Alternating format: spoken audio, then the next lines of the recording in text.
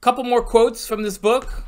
Oh boy. Because this really is an unbelievable book, and there were so many quotes to choose from. I really need to show you guys that this is Cardinal Sarah just hits a bullseye on this. Okay. Why this frenzied desire to impose gender theory? An anthropological vision that was unknown a few years ago, the product of the strange thought of a few sociologists and writers, should suddenly become the world's new El Dorado? It is impossible to remain complacent in the presence of such an immoral and demonic deception. Here, here. Here, here. This is a great one. This is my favorite quote in the book. Western societies are organized and live as though God did not exist. Christians themselves, on many occasions, have settled down to a silent apostasy. If the concerns of contemporary man are centered almost exclusively on the economy, technology, and the immediacy of material happiness that has been wrongly sentimentalized, God becomes distant, and often in the West, the last things and eternity have unnecessarily become a sort of psychological burden. We don't like psychological burdens, you know. Have you ever meditated on eternity? I don't like it. Well, the possibility of hell forever is unpleasant. I The don't like. possibility of heaven forever is better, It's better. but it has a downside. What's the downside? Doing someone else's will for eternity. See, that's yeah. That's the downside. But in truth, what we have to remember is that giving up our own illusion of control to try to pursue God's will is what we were made for. You know, it occurred to me some time ago that one of our interesting failures to notice, and it was thinking about the Sacred Heart and the Divine Mercy devotion, in both of which Margaret Mary Alacoque said that our Lord was much hurt by the fact that people did not love him in return. And Saint Faustina Kowalska said that our Lord had said to her that he was much hurt by the fact that people didn't trust him. Yeah. Now, looking at those two together, he loves us, and we pursue other things. We play hard to get, as though we had something more desirable going on than what he's got to offer us. You know, can you make me a better deal, God?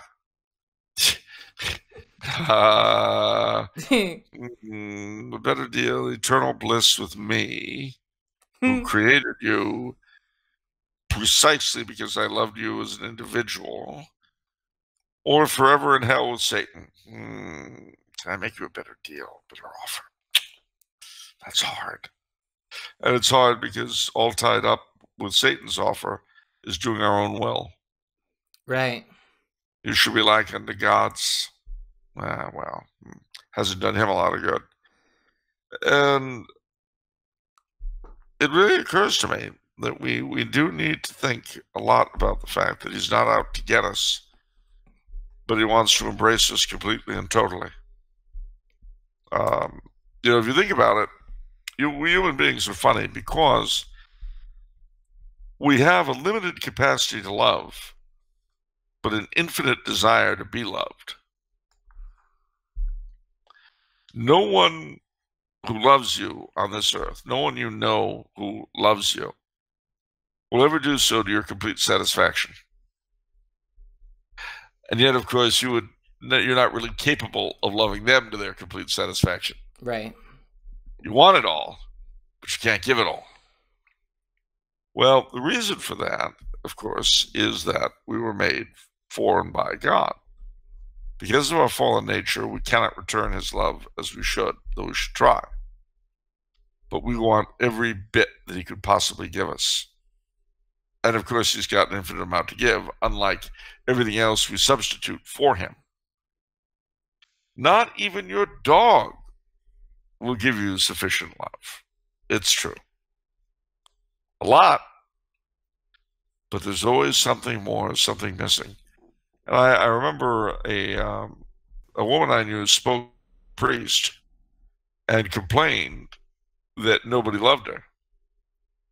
And the priest's response was, "That's not true." And knowing her as he did, he ticked off a number of people. And then he said, "The problem is no one loves you the way you want to be loved." Which is completely, totally, and entirely to the exclusion of everything else. Right. And he said, "You're not going to get that kind of love this side of the grave. Only God himself, only Christ can give the kind and amount of love that will completely fulfill that yearning." So it's important to bear this in mind, because as the old joke, except no, it's not a joke, it's an ad line, "Accept no substitutes." There really is no substitute for the love of Christ. None. Yeah. But we try. It's funny you should say that, because on my trips to adoration now, I've actually added a very important supplement right to the beginning, which is an intention. I ask God for the ability to love God more, but I also ask for the ability to understand how much he loves me.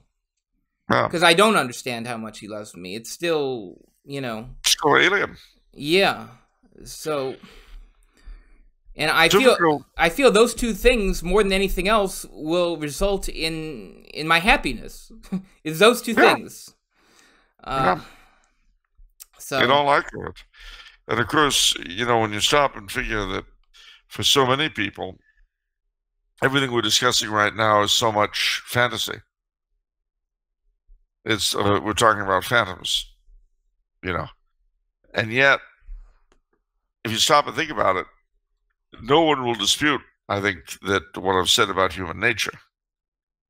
If Christ does not exist, then all we are is a simple, if God does not exist, all we are is a simple howling hole of emotional need that can never be filled in this life or the next. That's a pretty scary thought, isn't it? Yeah. I've never heard you say that before. That's a new one. What? The howling hole of emotional need? Right, yeah. Well, you could also use it as a pejorative. Listen here, you howling hole of emotional need. I could throw everything in this room, gaping maw, that needy grasping for affection. I could throw all the tables and chairs in this room down your throat, the couch too. You'd still want more. Well, anyway, you could use it that way. I would recommend it, but you could. No, it came to me on the spot just now. Yeah. And that's really what we are. It's all about me. No one understands me enough. No one listens. No one cares. Well, that's because everybody else is busy saying the same thing. Yeah. Will all of you stop listening to yourselves when I need you to listen to me?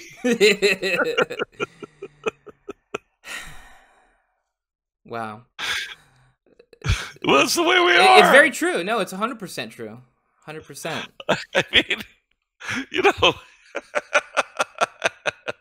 I don't know how to say this, but at the end of the day, we're kind of silly. Yeah. My father used to say that we are all the stars in our own plays, all the heroes, always wonderful. And our first impulse toward anything is, and maybe this goes back to San Jose Maria's notions, but our first impulse into anything is, oh, how I've been offended. Oh, how I've been hurt. Oh, right. How could they do this? Don't they know who I am? Can't they see? Don't they understand my whatever it is I think I've got? And he said, it's amazing in a world so full of perfect people, It's astonishing that everything's so screwed up.